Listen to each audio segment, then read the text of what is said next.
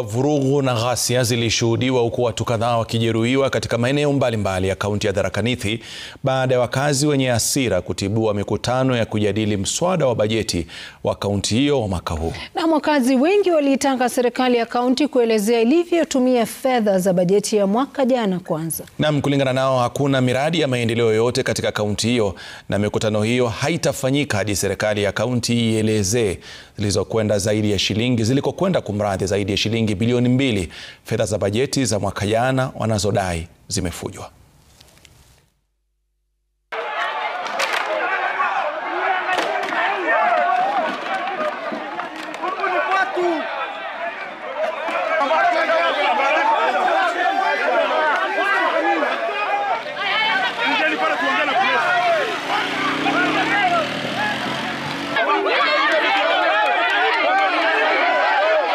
Tumepewa budget ya kaunti ya 2 billion na tumesisitiza tupewe hesabu ya 2 billion ilifanya nini Tharaka Nithi County. Kamati ikiongozwa na Bwana Gaturo ambaye ni chair wa budget wameshindwa kutueleza, kwa hivyo tumewaambia waende warudie hesabu wakuje watupatie ndio tuweze kufanya participation ya the current year. Naambia kamati ambayo inachunguza ufisadi, Tharaka Nithi kumekuwa na hizo kesi ambapo pesa imekuwa ikitengwa haifanyi ile kazi inastahili kufanya. Sisi kama wananchi tunaomba hilo kamati ikuje ichunguze.